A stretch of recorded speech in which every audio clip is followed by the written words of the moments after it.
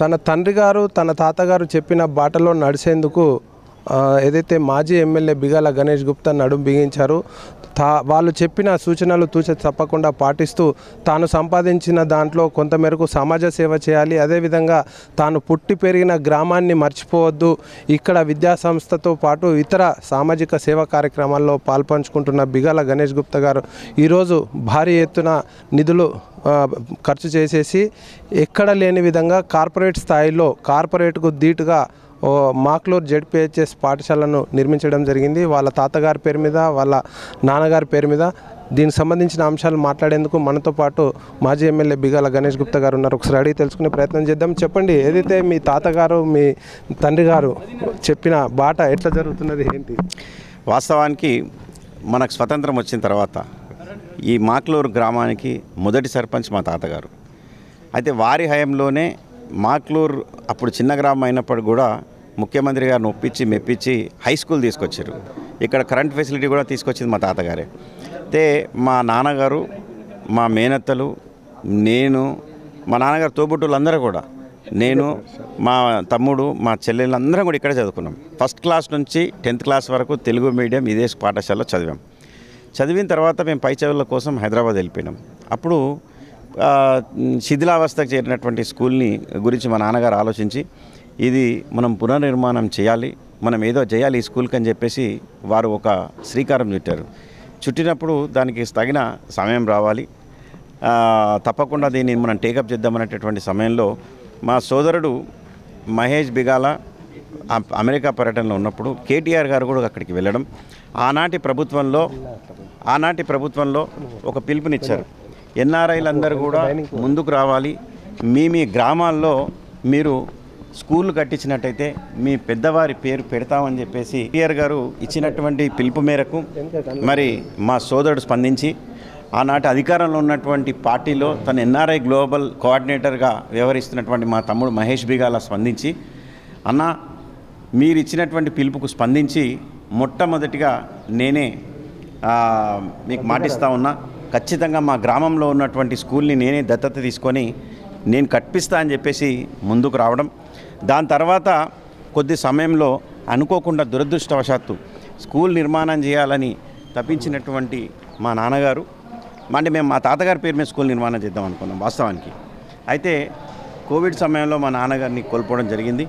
అప్పుడు మేము వెంటనే నిర్ణయానికి వచ్చి మళ్ళీ తమ్ముడు ముందుకు వచ్చి లేదు మనం ఈ స్కూల్ పునర్నిర్మాణం చేయాలి అని చెప్పి శ్రీకారం చుట్టి మరి మా నాన్నగారి పేరు మీద హై స్కూలు, మా తాతగారి పేరు మీద ప్రైమరీ స్కూలు నిర్మాణం చేయాలని చెప్పేసి మరి డిసైడ్ చేసినాం. దానికి ప్రభుత్వ సహకారం, తర్వాత మా తమ్ముడు సొంత నిధులతో, ఎందుకంటే నేను ఈ గ్రామంలో ఏం చేసినా కూడా మన కుటుంబం తరపున చేస్తాం. అది విట్లేశ్వర మందిరం కావచ్చు, అది రామాలయానికి చేసినటువంటి సహకారం కావచ్చు, ఇక్కడ మా నాన్నమ్మ పేరు మీద కట్టినటువంటి వైకుంఠ ధామం కావచ్చు, ఇవన్నీ కుటుంబ తరపునే చేసినాం. కానీ ఇది ఒక్కటి కేటీఆర్ గారికి నేను మాట ఇచ్చిన కాబట్టి ఎన్ఆర్ఐలకు నేను దిక్సూచిగా ఉండాలనుకున్నా కాబట్టి ఈ అవకాశం నేనే తీసుకొని నేనే చేస్తానని ముందుకు వచ్చిన, తప్పకుండా చెయ్యి, మంచి పని అని చెప్పినాం. మరి సొంత నిధులతో అఫీషియల్గా ఈరోజు 1 కోటి రూపాయలు ఇచ్చినాం. కానీ 2 కోట్ల రూపాయలు ఇంకా ఎక్స్ట్రా నిధులు అవసరాన్ని బట్టి, ఎందుకంటే ప్రభుత్వంలో ఉన్నటువంటి కొన్ని నాణ్యతల లోపం రాకుండా, అంటే ప్రభుత్వంలో కొన్ని శాంక్షన్స్ ఇబ్బందులు ఇట్లాంటివి ఉంటాయి కాబట్టి ఎక్కడ కూడా కాంప్రమైజ్ కావద్దనేటటువంటి ఉద్దేశంతో దాదాపు 3 కోట్ల రూపాయలు వెచ్చించి మరి ఈ స్కూల్ని నిర్మాణం చేయడం జరిగింది. చాలా సంతృప్తినిచ్చింది. మరి ఒక యూనివర్సిటీ లెవెల్ అందరూ ఇక్కడికి వచ్చినటువంటి వాళ్ళు ఒక యూనివర్సిటీని తలపిస్తూ ఉన్నారని. నిజామాబాద్ జిల్లాలో ఇలాంటి స్కూల్ లేదు, ప్రైవేట్ పాఠశాలతో సహా రాష్ట్రంలోనే, తెలంగాణ రాష్ట్రంలోనే టాప్ 4-5 స్కూళ్ళల్లో ఉంటుంది అనడంలో ఎలాంటి సందేహం లేదు. మరి అంత మంచి స్కూలు ఇక్కడ నిర్మాణం చేసినందుకు మాకు చాలా సంతృప్తినిచ్చింది.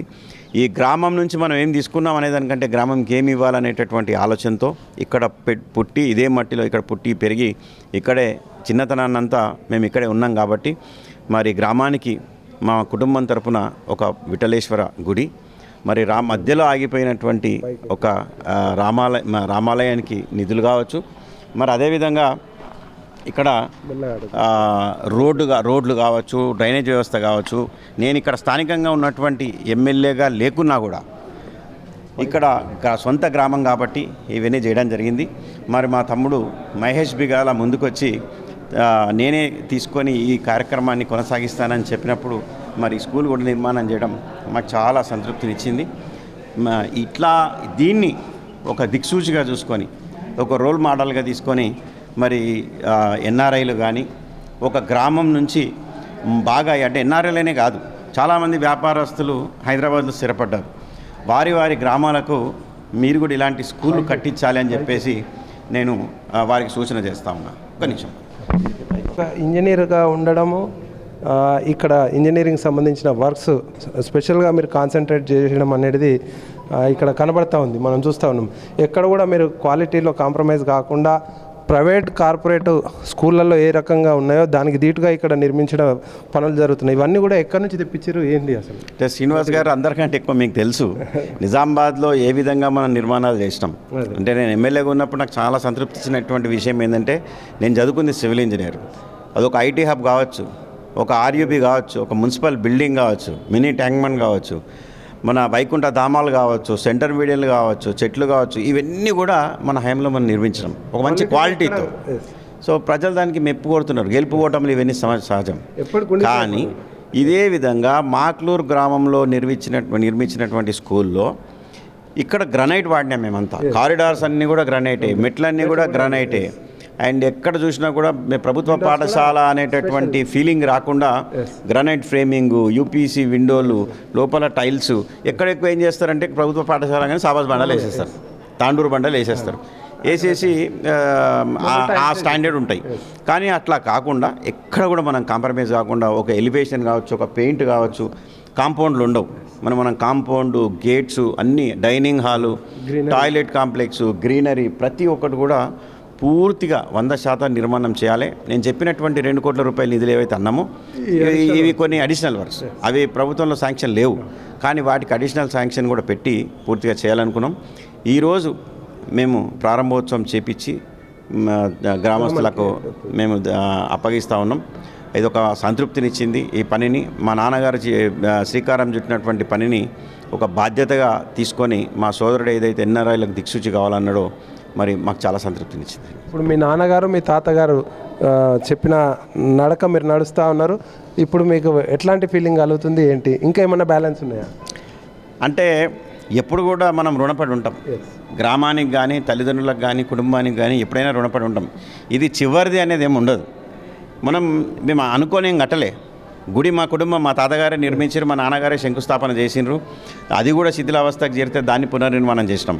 గ్రామస్తులందరూ రామాలయం నిర్మాణం చేయాలని చెప్పేసి ఒక రామాలయానికి శ్రీకారం చుట్టి వాళ్ళు మొదలుపెట్టిండ్రు. దానికి మేము కూడా కొంత కాంట్రిబ్యూషన్ చేసినాం. కాంట్రిబ్యూషన్ చేసిన తర్వాత ప్రభుత్వం నుంచి కూడా కొన్ని నిధులు ఇప్పించిన తర్వాత అక్కడ నిధుల కొరతతో కొన్ని సంవత్సరాలు ఆగిపోయింది. మళ్ళీ గ్రామస్తులందరూ వచ్చి, అన్న మీరే ముందుకు రావాలి, మీ కుటుంబమే ముందుకు రావాలని చెప్పేసి అడిగినప్పుడు మళ్ళీ నేను మా సోదరుడు ఆలోచించి ఆ పూర్తి బాధ్యత తీసుకొని ఆ గుడిని పూర్తి చేసేటటువంటి బాధ్యత కూడా తీసుకొని అది కూడా పూర్తి చేయించినాం. దాని తర్వాత మా నాన్నమ్మ గారి పేరు మీద వైకుంఠ ధామం ఇక్కడ నిర్మించినాం. అది రాష్ట్రంలో ఎక్కడా లేదు అలాంటి వైకుంఠ ధామం, ఏ గ్రామంలో కూడా లేదు. అట్లాంటిది మాక్లూరు గ్రామంలో నిర్మించినాం. మరి ప్రభుత్వ నిధులతోని రోడ్లు కానీ, ఇక్కడ కాలువలు కానీ ఇవన్నీ కూడా మేము చేపించినాం. అంటే ఇప్పుడు స్కూలు మా బ్రదర్ కట్టించిండు. చివరికంటే ఏం లేదు. రేపొద్దున గ్రామస్తులు వచ్చేదని అడిగితే ప్రేమతో, మాకు దేవుడిచ్చినటువంటి శక్తితో చేయడానికి ఎప్పుడు కూడా మేము ముందుకు ఉండాలని చెప్పేసి మిగతా వాళ్ళని కూడా మేము సూచిస్తున్నాం. ఇప్పుడు ఎన్ఆర్ఐలకు కానీ ఇతర వాళ్ళకు ఎట్లాంటి పిలుపునిస్తారు? ఇక్కడ చూస్తుంటే ఒక కార్పొరేట్ స్థాయిలో పాఠశాల కనబడుతుంది. గతంలో ఉన్న అడ్మిషన్స్కు ఇప్పుడు వచ్చే అకాడమిక్ ఇయర్కు చాలా డిమాండ్ పెరుగుతుంది. మీ మీద కూడా ప్రెషర్స్ పెరుగుతాయి అడ్మిషన్ల విషయంలో. ఎట్లాంటి పిలుపునిస్తారు? అంటే కేటీఆర్ గారు పిలుపుకి స్పందించి మా తమ్ముడు ఏదైతే ముందుకు వచ్చిండో, ఒక ఎన్ఆర్ఐగా నేను ముందుకు వస్తున్నా, మీరు ఇచ్చినటువంటి పిలుపుని నేను రిసీవ్ చేసుకుంటున్నా అని చెప్పి ముందుకు వచ్చాను. మిగతా వాళ్ళు ఎవరు ఎంతమంది ముందుకు వచ్చారో నాకు తెలియదు. కానీ అందరికీ సాధ్యం కాకపోవచ్చు. అందరికీ ఇంత పెద్ద స్కూల్ కావాలంటే ఒక ఫైనాన్షియల్ కెపాసిటీ ఉండకపోవచ్చు. ఒక్కొక్కరు ఒక క్లాసో, ఒక టాయిలెట్సో పిల్లలకి ఏవి చేతనైతే అవి, ఒక డ్రింకింగ్ వాటర్ ఫెసిలిటీనో వాళ్ళకు చేతనైనన్ని మీరు చెయ్యాలని చెప్పేసి నేను పిలుపునిస్తా ఉన్నా. ఇక్కడ నుంచి పోయి ప్రభుత్వ పాఠశాలలో చదువుకొని చాలామంది ప్రయోజకవంతులైన వాళ్ళు అమెరికాలో ఉన్నారు. మిగతా ఓన్లీ ఎన్ఆర్ఐసే కాదు, హైదరాబాద్లో కూడా చాలామంది ఉన్నారు. కాబట్టి వారు దీన్ని రోల్ మోడల్గా తీసుకొని పర్మనెంట్గా వాళ్ళ తండ్రి పేరో తాతల పేరో అమ్మ పేరో పెట్టి ఇలాంటి కార్యక్రమాలు చేస్తే బాగుంటుంది అని చెప్పేసి నేను వారికి సూచిస్తాను. Okay, thank you very much. ఓవరాల్గా చూసినట్లయితే ఏదైతే తన తండ్రి తాతగారు చెప్పిన కోరికలు నెరవేర్చినందుకు తనకు చాలా సంతోషంగా ఉంది. ఇలాగే మిగతా ఎన్ఆర్ఐలు కానీ వ్యాపారస్తులు కానీ వాళ్ళకి సంబంధించిన గ్రామాల్లో అభివృద్ధి పనులు చేస్తే అక్కడ సమస్యలు తీరిపోతాయని చెప్పేసి బిగాల చెప్తా ఉన్నారు. కెమెరా పర్సన్ సందీప్తో శ్రీనివాస్, K6 న్యూస్.